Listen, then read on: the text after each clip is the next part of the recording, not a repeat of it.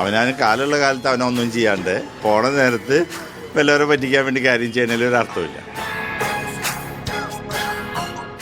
Lottery പോലെ കിട്ടിയാ കിട്ടി, പോയാ പോയി. ഇതേപോലത്തെ ഒരു സർക്കാർ ലോകത്തിലുണ്ടായിട്ടില്ല. അപ്പോൾ ഈ തെരഞ്ഞെടുപ്പ് അടുത്ത് നിൽക്കുന്ന സമയത്ത് ഒരു തെരഞ്ഞെടുപ്പ് സ്റ്റണ്ടായിട്ടാണോ അല്ല ഈ കുറേ സാമൂഹ്യ ക്ഷേമമൊക്കെ നടപ്പിലാക്കി എന്ന് പറയുന്നതിൽ എന്തെങ്കിലും കാര്യമുണ്ടോ? ഇതിനൊക്കെ ബജറ്റ് ഒന്ന് പറയാൻ പറ്റുമോ? പറയണത് വല്ലതും നടപ്പിലാക്കുവാ അവിടെ ഒരു ചടങ്ങ് നടത്തണമെന്ന് മാത്രമല്ലേ ഉള്ളൂ. ഉദ്ഘാടനം നടത്തും, അല്ലെങ്കിൽ ഞങ്ങൾ അത് ഉദ്ഘാടനം നടത്താൻ പോലുള്ള സമയമില്ലല്ലോ. അല്ല ഓഫർ കൊടുക്കാമല്ലോ. ഞങ്ങൾ അങ്ങനെ ചെയ്യും, ഞങ്ങൾ ഇങ്ങനെ ചെയ്യും. കഴിഞ്ഞ തവണത്തെ തന്നെ ഒരു 75% ഇനിയും നടപ്പിലാക്കാൻ ബാക്കിയുണ്ട് എന്നാണ് പറയുന്നത്. അതിൻ്റെ ഇടയിലാണ് ഇത്രയും വലിയ മറ്റ് വാഗ്ദാനങ്ങൾ പ്രഖ്യാപനങ്ങളൊക്കെ പറഞ്ഞിരിക്കുന്നത്. ഇത് എത്രത്തോളം നടപ്പിലാകും? ഒന്നും നടപ്പിലാകാൻ പോണില്ല. No comments. ഒന്നും പറയാനില്ല ഇതിനെപ്പറ്റി. ഞങ്ങൾ കാര്യങ്ങളൊക്കെ സംസാരിച്ച് കഴിഞ്ഞാണ് ഇവിടെ. മനസ്സിലായോ? ഒന്നും നടക്കാൻ പോലില്ല. നമ്മളെ സംബന്ധിച്ച് സാധാരണക്കാരെ സംബന്ധിച്ച് കാര്യമായിട്ടൊന്നും വ്യത്യാസങ്ങളൊന്നും ഉണ്ടാകാൻ പോലില്ല. പെൻഷനെ കുറിച്ച് ഒരുപാട് പറഞ്ഞതല്ലേ, അതൊന്നും നടപ്പിലാവില്ല എന്നാണ് പറയുന്നത്. പലതൊക്കെ കിട്ടും, അതിനപ്പുറത്തേക്ക് കിട്ടില്ല. ലോട്ടറി പോലെ കിട്ടിയാ കിട്ടി, പോയാ പോയി. അപ്പോൾ ഈ ബജറ്റിനെ കുറിച്ച് പൊതുവായൊരു അഭിപ്രായം അറിയാനാവുന്നു. ബഡ്ജറ്റിൽ കണ്ടത് എന്താണെന്ന് വെച്ചാൽ അവനാണ് കാലുള്ള കാലത്ത് അവനൊന്നും ചെയ്യാണ്ട് പോണ നേരത്ത് വല്ലവരെ പറ്റിക്കാൻ വേണ്ടി കാര്യം ചെയ്യുന്നതിൽ ഒരു അർത്ഥമില്ല. അവനാണ് ചാൻസുള്ള സമയത്ത് ചെയ്യണമായിരുന്നു. തെരഞ്ഞെടുപ്പ് സ്റ്റണ്ട് എന്നല്ല, അവനാണ് ചാൻസ് ഉണ്ടായിരുന്നു ചെയ്യാൻ, ആ സമയത്ത് ചെയ്യണമായിരുന്നു.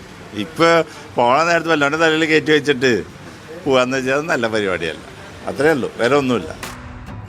നടപ്പിലാക്കിയത് കാണുമ്പോൾ ഒരുപാട് ക്ഷേമ പ്രവർത്തനങ്ങളൊക്കെ അതിലുണ്ട്. അതിനൊക്കെ സമയമുണ്ടോ, അല്ല ഇത് വെറും നടത്താനാണോ അല്ല കണ്ണിൽ പൊടി ഇടാനാണോ എന്നുള്ളതാണ് ചോദ്യം.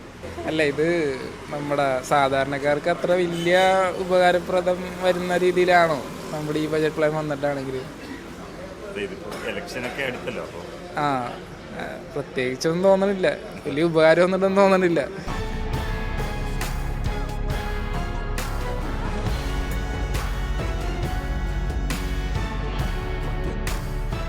ഇപ്പോൾ തെരഞ്ഞെടുപ്പ് അടുത്ത് വന്നു, ബജറ്റിനെ കുറിച്ച് വലിയ ചർച്ചകൾ നടക്കുകയാണ്. അപ്പോൾ നിങ്ങളുടെ അഭിപ്രായം എന്താ ബജറ്റിനെ കുറിച്ച്? ഞാൻ ഫുള്ള് ബജറ്റിൻ്റെ ഇതിനെപ്പറ്റിയൊന്നും അറിഞ്ഞിട്ടില്ല. എന്താ വെച്ചാൽ വായിക്കാലും ഉണ്ട്.